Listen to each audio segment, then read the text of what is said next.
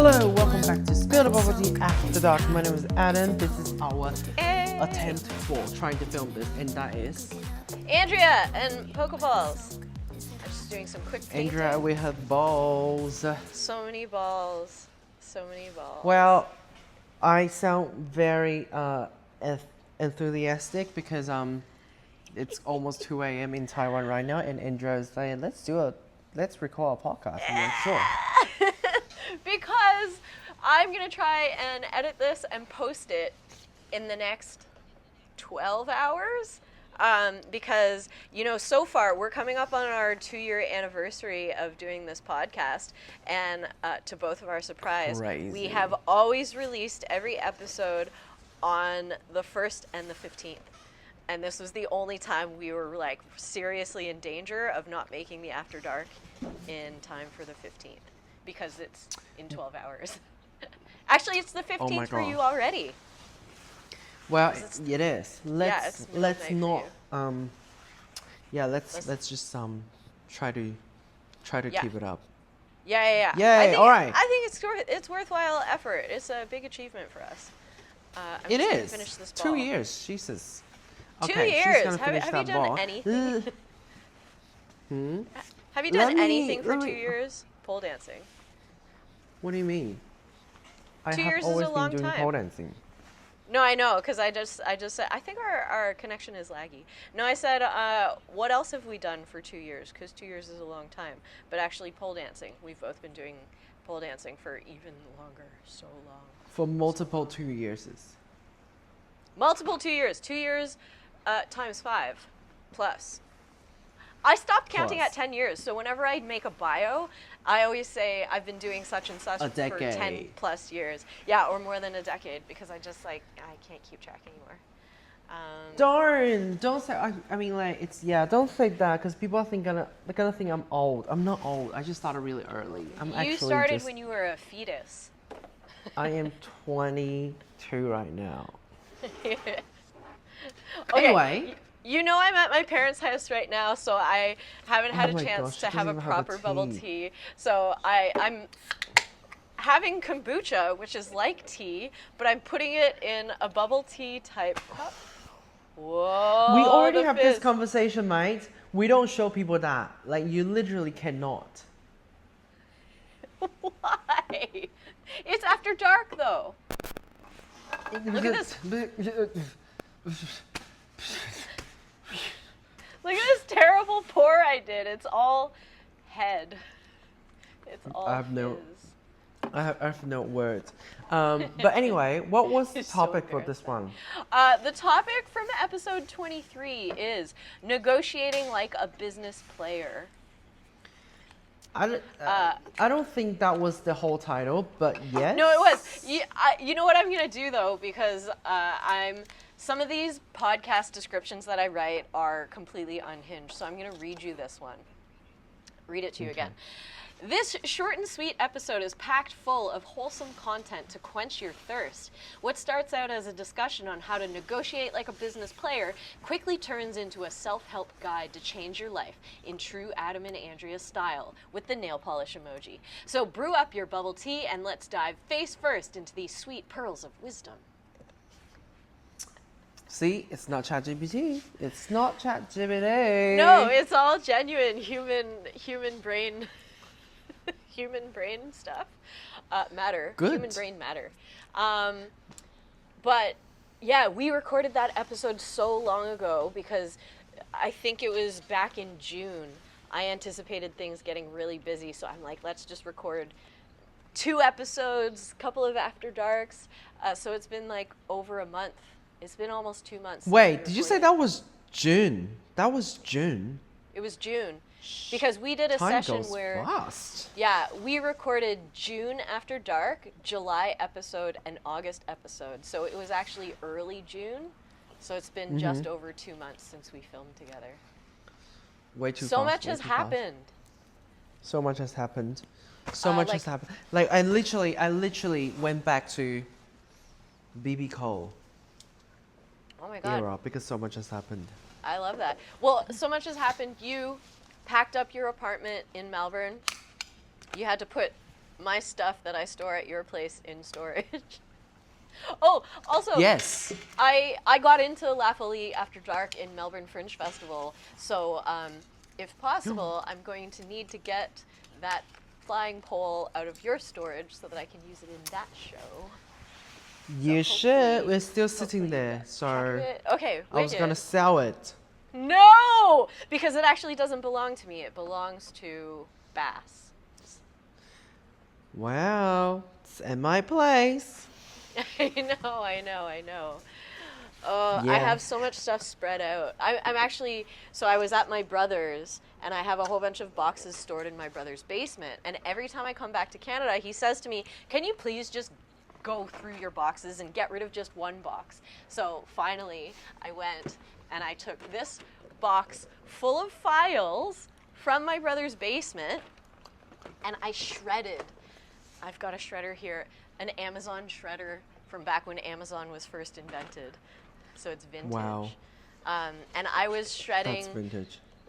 I had pay stubs from every job I've ever had in my entire life. I had like my first union acting contract. I got my first movie contract. Some of the things I didn't shred, like my Disney contract, I didn't shred because it's like, you know, got Mickey Mouse's autograph and all these seals and like approval stickers and stuff. But I was shredding stuff and then instantly was like, should I have kept that? But I mean, it's been Everybody, sitting in his basement for 20 Virgos, years. Virgos are hoarders, okay? My sister is a hoarder and she's a Virgo, okay? I literally went into the cabinet. We have moved house. We moved the house, okay? This is a new house. She literally just took a box exactly the same from our old house to this house and then put it. And do you know what's in there? Do you know what's in there? It's like Children's toys something from like 19... this. No, it's like this, like this, What? like this, Wrappers? this. Oh, she keeps the wrappers. She kept the wrappers from just because probably someone in our family, gifted her that treat. Yeah, okay. When you told me that your sister keeps like packaging, I thought you meant like mooncake tins and, you know, like butter cookie tins and stuff like that. That as well, but including like this, a box. Okay, because I It's have not even some pretty. of those things, but I only keep the pretty boxes. But the pretty boxes, like, okay, for our non-Asian listeners, you have to understand that when you go to like give a gift of mooncakes or pineapple cakes or something, they come in like decorative gift boxes. So sometimes I keep those boxes, or I might keep the ribbons and wrappers and then like use the wrap to like wrap another present, or I keep the boxes to store stuff in. But it does get out of hand. Let me show you. In Asia, it's very common to get omiyage, which is like, we call it bansholi in Mandarin. I don't know what the fuck to say in English, but people don't do that in Western world, I guess. So basically, when you go visit someone or you're gonna meet up someone, you'll definitely bring an omiyage, which is like something, just like a little treat. A bag of oranges. To show, yeah, a bag of orange, whatever. And this is one of it. So this is a treat that my sister's girlfriend got us yesterday. It's literally treat. It looks so Biscuit. cute. Biscuit, okay? And guess what's gonna happen to this little tin? It's going to go and sit in a corner for the next 50 years after I finish this. I have to be honest, a tin like that, I would feel very compelled to keep, and I would probably put like stationery, not stationery, I'd probably use it like a pencil case. Your I'd sewing put, like, kit. markers and, oh, a sewing kit! I mean, Your look, first aid kit. Oh God, don't even my start. first aid kit. Because the alternative is to put it in a junk drawer, right? And so, you know how, I don't want to be racist. No, it's totally racist. But you go on like white lady TikTok, and like it's like all the white ladies are buying storage organizers off of Amazon, or they're showing their That's IKEA what I do. hacks and stuff like that. But it's like the Asians don't buy storage containers from Amazon. They just use all of their moonbox tins. Exactly. For a sewing kit, for like pencils and markers and crayons, and you could have a separate one for pencils and a separate one for markers and a separate one for crayons, because that's how abundant the gift tins are. But there's a white person equivalent of this. It's butter cookies. So I don't know if you ever experienced this, but at Christmas I know. time- That's where they put all the sewing kits in there. Yeah, like the royal blue circular tin. Yes, Yeah, exactly yeah. the same thing. But we just love have more that. varieties, I guess. Yeah, I used to kind of like be really particular. There is a brand of Christmas cookies. It was President's Choice, like assorted butter cookies that used to come in. It was a rectangle, but it was nearly square, and it was like black and gold. With black with a little bit of gold pattern, and that was always my favorite tin at Christmas time, because then you could stack them, and then because they were, what is that? It's like a pretzel, but it's Oh, is it it's like sweet coated and in sugar, and it's like Sesame? pastry. No, it's like pastry texture. Oh, so good. Ooh, Anyway, yummy. listen. It looks so Listen good. to this crunch.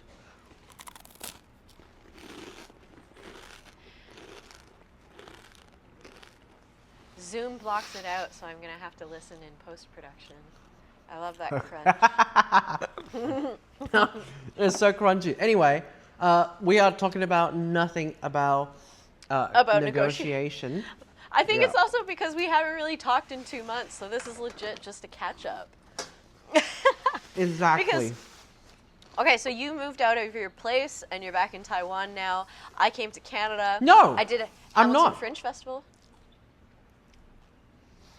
I just moved out my stuff, but I still have the house because I still have to go back to it because it's not done yet because I only have 3 weeks. I was not meant to be back in Taiwan right now, but I got a funeral to go, so I have to come Yeah. back. But anyway, that was that. So I still have to go back and finish packing. And you said that you are going to be in Melbourne in October when I'm there in October? Hopefully, yes. Okay, I mean, I sweet. will be in October. Yes, I will be. October. So We cannot You're- talk about this on here because people are going to find us. people are going to find us anyway. Okay, here's something to talk about. Everyone was losing their mind about Instagram's new feature, their location maps, where it was showing your literal exact location, because Yeah. I only noticed it because one of my new Fringe friends, his location was discoverable, and so then I decided he like went to Edmonton. No, he went to a couple of different Fringe festivals, but he's in Edmonton now, and somebody said you could see the exact street address, pinpoint location, and so I looked where he was, because he's the only person on my list whose location I could see.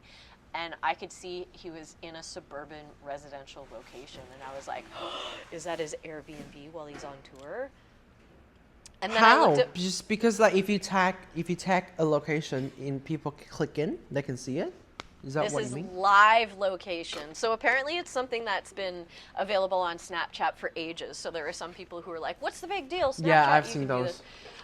Yeah. But then I double checked my own location and saw that my location was not public, but I could still see where Instagram was saying I was, and it was literally my parents' house, the exact unit of my parents' house, and I was just like, oh my god.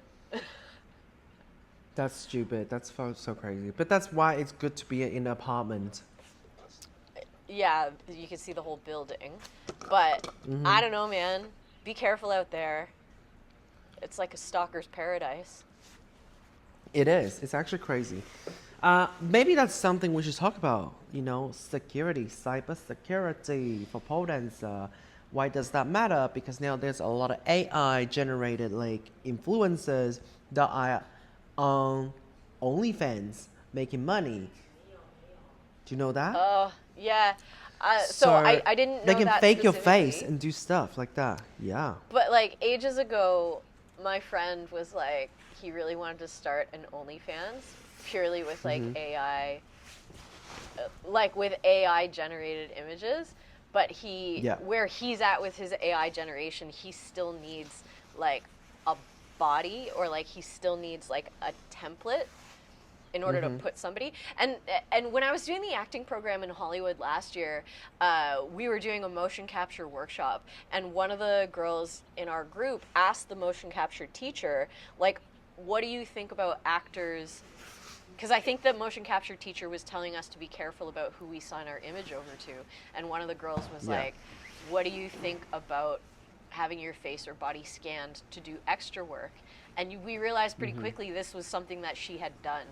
And then, so she was immediately like so scared. But he was like, don't worry about it. It's probably like in the grand scheme, it's easier for them to scan your body and then change your hair color, change your eye color, change your nose, change your chin, change your mouth, and then all of a sudden they have 30 different people out of just you.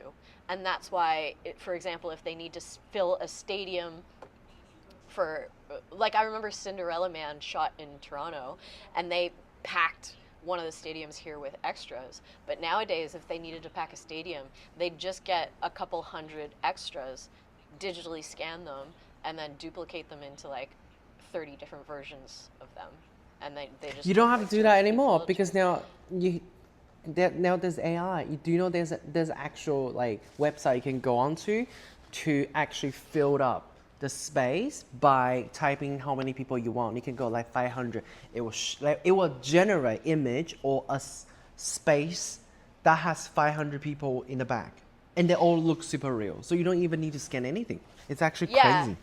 But I think it's really important to understand that the reason you don't need actual bodies to do that anymore is because they have enough.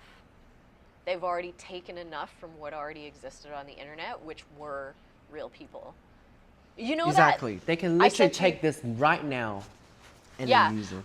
I sent you that post of like, it was like a dozen creepy things that AI is already doing that we don't really talk about. Yeah. And one of them showed a picture of a completely AI generated woman, and she looked totally normal. She looked totally like someone you would see at the store. It was crazy. Yeah, it is crazy. So, you know, at the end of the day, we are probably not real. We are probably just AI, because I don't know who you are. I don't know who is listening, you know? But anyway, that is... I do think that security and privacy is a really good... We should potentially make that our September topic. Because sure. I think it's something that, especially as technology keeps evolving, we got to protect ourselves, and we got to know how to protect ourselves and what we're protecting ourselves from. Because it's not just like, we're not just protecting ourselves from a run-of-the-mill stalker who might jump out of the bushes anymore. It's like, there's some real sophisticated things now. I know. It's actually a rabbit hole. Once we dive in, it's just going to be endless. The whole channel will be based on that. Like, we haven't even talked about anything about pole dance in the last 18 minutes. Well, in the last 2 months, what pole dance related things have you been doing? Or have you been doing more live stuff? Doing my course. Doing my online course, which is I'm really excited about. If you haven't heard, I'm going to do a plug right here, right now, because I am the boss. So listen up. I am doing my online course. It's called the Come Ready, the Icon Method course. Edited, put in some sound effects. No, it's just, I've been building a course that I just like literally concentrate all my experience and my knowledge about competitions, about creating a memorable show into a tiny little book, a little that you can just put on your phone, and you can just open up and learn and be ready for your next competitions. If you do not know how to start, or if you just listen to too many bloody advice on TikTok. So this is where you can start. Anyway, you can join the Start Station community where you can, just help us help me and help us to finalize this little course, and be the first one to know about it and get your hands on it. Anyway, I'll link it down below. House of Icon, Start to Icon. So have you That's been the best talk ever. No, that was a great plug, because just before I left for Canada, you and I had a pretty in-depth conversation about your strategy for this program, Mm-hmm. and for like the different branches of it and stuff like that. And it was Mm-hmm. something that immediately piqued my interest, because I've been doing like coaching courses and like in-person coaching courses and group coaching courses and stuff like that, and it's something I'm really passionate about. Um, Mm-hmm. and I haven't transitioned it online to the same degree that you are right now. And so it got me really excited, and I remember like at the time I was like, I wanna do all this and like create an ebook and create like mini teasers and like do it, but I was like, no, focus on your Fringe show. The Fringe show is Exactly. gonna be the next couple of months. But I do Mm-hmm. still have it in my calendar for when I get back to Australia at the end of September to start actually putting together all of the techniques and stuff that I've accumulated over the years, because I think I might have sent you some of my stuff. Like I already have certain guides and stuff that I send to my in-person students. Yes. um, Yes. and yeah, because that was a cool conversation we had just about like what would what would the difference be between our programs, right? Because yours is Mm-hmm. star to icon. If Mm-hmm. if I haven't really thought this through, um, but mine would be more sort of like story to stage, or like character to victory, or something like that, because like you're taking people who are like already quite at have competed before and they want to take it to the next level. So star to icon is such a Mm-hmm. cool way of putting it. Whereas I find like a lot of the people that I work with, it's like, oh, they have an idea in their head and they don't know how to get it on stage. So Mm-hmm. mine would be like a more entry level and theatrical. You can be like a, I don't know, like a magician. Sometimes, you went from ta-da, voila. Maybe it's called voila. Voila. Voila. Also because I'm Canadian, so I parle français. I Yeah, speak so the you're like, French. sorry, voila. Well, Anyway. also the other thing that I've found doing Fringe festivals, there's been a mix of reactions where some people are like, "Wow, I've never seen anything like this," where it's pole dancing and it's storytelling. But I know of one girl; she's in the UK somewhere, who has Mm-hmm. like a pole dancing Fringe show. And then there was someone in the US who contacted me because they're like, "Oh, I'm creating something like this as well." I think theirs was like based on an existing story though. And then the Mm-hmm. festival that I was just at, so I met somebody who was like, "Oh, I heard of somebody who's doing something similar. Like she's doing a show that has pole dancing in it." And it's really interesting because out of all of my travels, like I can count on one hand how many people are doing this type of show that I'm doing right now. So it's still like very early and it's still very new, but I Mm-hmm. think it's going to become huge. Like, or I Mm-hmm. think it's gonna become more as like dancers and aerialists and circus people and burlesque people start to find their voice and realize like Mm-hmm. that you can actually tell stories with your body and then literally tell stories. um, so yeah, I don't know quite what's next for me, because I know the girl in the UK, she offers like writing coaching and stuff like that, and like show Mm-hmm. development coaching, not for That's like a literally what you competition. do. Yeah. I Yeah. love that because, like, you know what? Like, we have seen many, many kinds of people in the pole industry. We see the doctor, lawyer, teacher, nurses, whatever, and then we have the artist. Not, yeah, artistic. Almost sort of like said. I thought I said autistic. Yes, Andrea is We got a autistic. lot of those too. Yeah, yeah. I mean, like the creative people, like we have so many different kinds, but the ones that we don't really talk about are usually, I don't know, like actors, you know, or like even dance. We don't really talk about dances from street dance. We only talk about dances from Yeah. like ballet, contemporary, you know. So Yeah. there are many.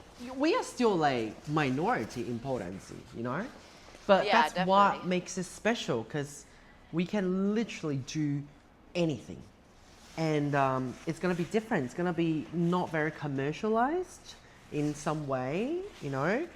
So yeah, the world is oyster. Yeah, Is the that what world they is say? our oyster, and there's pearls inside. I do not like oysters. They're disgusting. I mean, I'll have an occasional oyster here and there. You know what? I realize it's because I always eat oysters Kilpatrick, but what I actually love is Worcestershire Ugh. sauce. That's my favorite. And I made a coleslaw dressing one time, and it called for Worcestershire sauce, but we didn't have This any. woman So is then so I white. googled how to make it. What? Because my family calls it Worcester sauce. Anyway, how do you call it? Okay. I don't know. We don't eat it. You don't eat coleslaw. We don't eat it in but it's so Taiwan. delicious. So, but I looked up how do I make it when I don't have it, and it's like some mix of mustard, vinegar, and soy sauce. So it's funny that you say it's so white because soy sauce and vinegar is like top tier dumpling topping. True. And then hot mustard. Well, I don't use It's hot definitely mustard. not something I have in my kitchen pantry. I don't even remember the last time I had that. Sometimes when I'm on airplanes and they have spicy tomato juice, they'll be like, "Oh, do you want a little bit of this?" For the people who have like Caesar cocktails. No. I think it's been a really No. long time since anyone's offered me that though. I think lately sometimes it's like orange juice, apple juice, that's it. Get out, go home. Low. Fair enough.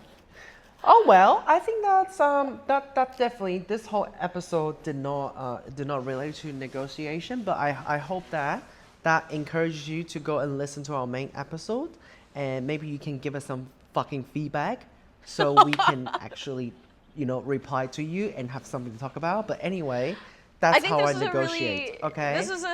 This is an important episode for us personally, though, to like have a little catch It up. is. And then also we stumbled upon our new topic for September. We'll talk about security and privacy for pole dancers.